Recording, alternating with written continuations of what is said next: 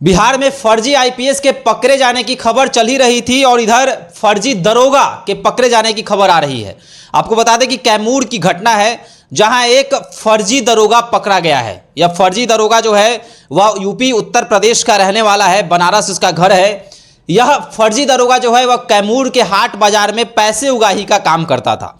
आपको बता दें कि पुलिस ने इसे पकड़ा है। उसके बाद कई बातें जो हैं छनकर सामने आ रही हैं। यह कई दिनों से जो है पुलिस की वर्दी में पैसे वसूलता था और अपनी धौंस जमाता था। देखिए, इस विषय पर बातचीत करने के लिए मेरे साथ अखिल भारतीय अपराध विरोधी मोर्चा के राष्ट्रीय अध्यक्ष धनवंत सिंह राठौर जी हैं। धनवंत जी, फर्जी आईपीएस की चर्चा हम लोगों ने बात भी की थी फर्जी आईपीएस पर, और अब फर्जी दरोगा, क्या कुछ कहेंगे बिहार में आखिर चल क्या रहा है? क्या आम लोग पुलिस प्रशासन पर विश्वास करें कि कौन पुलिस है और कौन फर्जी पुलिस है? ये दो उदाहरण नहीं है। पिछले 3 महीना का देखें तो दर्जन भर से अधिक फर्जी सिपाही, फर्जी दरोगा, फर्जी एसपी, तो फर्जी टीटी, ये बिहार की घटना है। देश की घटना तो छोड़ दिया जाए। जहां फर्जी आईपीएस का हम लोगों ने देखा होगा कि 18 वर्षीय मिथिलेश माझी, जिसने बताया कि सिर्फ 2 लाख रुपया देके हम आईपीएस बन गए।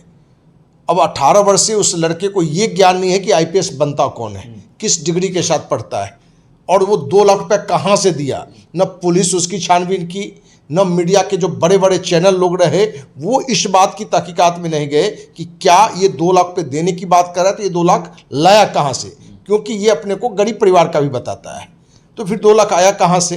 तो उस घटना में कहीं ना कहीं हमें ये भी दिख रहा है कि क्या इसे लड़का को लेके, 18 वर्षीय लड़का को लेके कोई कहानी तो नहीं थी जिसके पीछे पुलिस गई नहीं, और 18 वर्षीय होने के कारण उसको एक सामान्य अपराध से जोड़ के उसको जेल भी नहीं भेजा गया, उसको मैंने घर भेज दिया गया कि बस ये कहते हुए कि जिसको तुमने पैसे दिए थे, और आश्चर्य इस बात की है कि जिसको 2 लाख देने की बात कर रहा है उसको ये कभी जान भी नहीं रहा है, पहचान भी नहीं रहा है।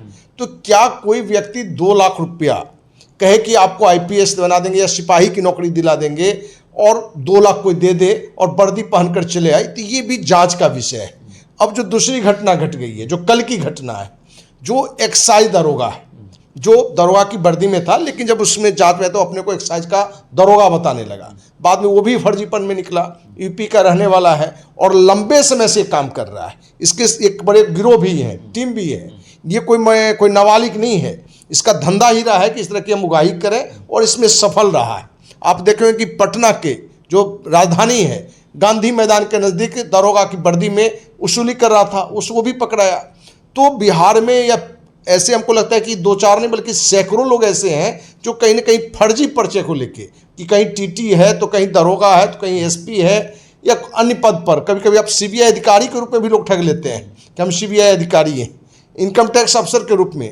तो फर्जी एक बाहर लगा हुआ है, और सरकार को भी ध्यान रखना है कि इस तरह के जो भी फर्जी पकड़ाए उस पर कड़ा कानून से लगना चाहिए, क्योंकि कहीं ना कहीं इस फर्जी पदाधिकारी के कारण भी बहुत कारण लोग लूटे गए हैं। बड़े बड़े व्यापारी लूटे गए हैं। हमारी जानकारी में है कि सीबीआई अधिकारी बता के एक व्यापारी का बड़ा रकम लूट लिया था, डर के कारण, इनकम टैक्स अधिकारी के कारण लूट लिया था।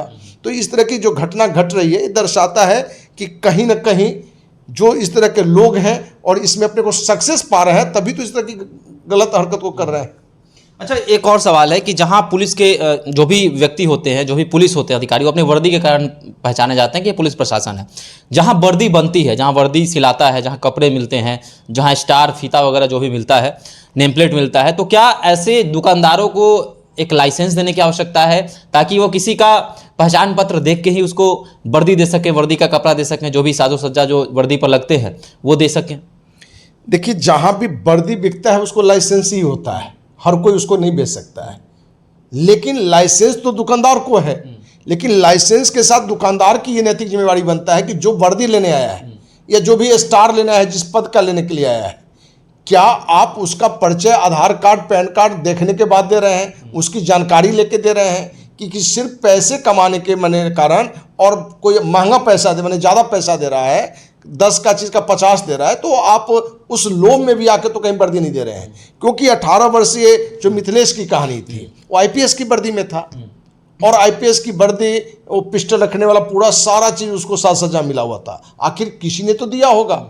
तो यहाँ प्रशासन को भी चाहिए कि आखिर ये वर्दी आया कहाँ से, और जहां से आया वो किस आधार पर वर्दी दिया, उस पर भी कार्रवाई होना चाहिए। जब दुकानदार पर कार्रवाई होगा तो अगली बार से वो भी सोच समझकर किसी को वर्दी देगा, जब पूरी तरह से वो वाकिफ हो जाएगा कि ये आईपीएस अधिकारी हैं, एसपी हैं कि डीआईजी हैं कि आईजी हैं कि ये दरोगा है कि सिपाही है।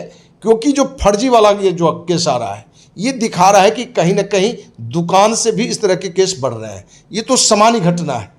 फर्जी जो वर्दी जो वाले हैं, यदि इस तरह के लोग आतंकवादी हो जाएं, इस तरह के लोग नक्सली लोग हो जाएं, इस तरह के कोई लुटेरा गिरोह हो जाए और जो बड़ा गिरोह इस तरह का वर्दी का यदि दुरुपयोग करने लगेगा तो बड़ा घटना को अंजाम दे सकता है। और आप देखे होंगे कि आर्मी की वर्दी में आतंकवादी बहुत जगह घटना को अंजाम दिया है, पुलिस की वर्दी में भी पहले भी घटना को बहुत जगह अंजाम दिया है। और ये जो घटना घट रहा है तो सरकार को भी इस पर तनिक गहराई से ध्यान देना चाहिए कि आखिर ये घट कहाँ रहा है और ये वर्दी दे कौन रहा है। जो देने वाला है इससे कम बड़ा अपराधी नहीं है, ये इससे भी बड़ा अपराधी है क्योंकि कहीं ना कहीं ये इस तरह का अपराध को प्रोत्साहित कर रहा है, बढ़ावा दे रहा है। इसलिए इस पर भी एक कड़ा एक्शन लेना चाहिए। तो वर्दी के भेष में जो है लगातार बिहार में लुटेरे घूम रहे हैं। जिस तरह से कैमूर की यह घटना है जहां वर्दी के भेष में यह फर्जी दारोगा लोगों से पैसे ऐंठता था, वर्दी का धौंस जमाता था। तो क्या बिहार में ऐसे और भी गिरोह काम कर रहे हैं जो भोले भाले लोगों से पैसे ऐंठते हैं? साथ ही साथ क्या ऐसे भी गिरोह है जो भोले वाले बच्चों को टारगेट कर कर उनको नौकरी के नाम पर पैसे ले लेते हैं और वर्दी सौंपते हैं? तमाम तरह की जो है जांच होनी चाहिए। और अब पुलिस प्रशासन पर भी सवाल उठने लगा है। लोग यह चर्चा करने लगे हैं कि आखिर हम विश्वास कैसे करें कि सामने वाला जो है वह प्रशासन का लोग है, बिहार पुलिस है। तमाम तरह की अब चर्चा हो रही है। बिहार से लगातार ऐसी ऐसी घटनाएं जो हैं सामने आ रही हैं। तो आपको क्या लगता है, बिहार सरकार को इस पर कड़े नियम बनाने की आवश्यकता है, साथ ही साथ ऐसे लोगों को चिन्हित करके जेल में डालने की आवश्यकता है? आप भी हमारे साथ साझा कर सकते हैं। धन्यवाद।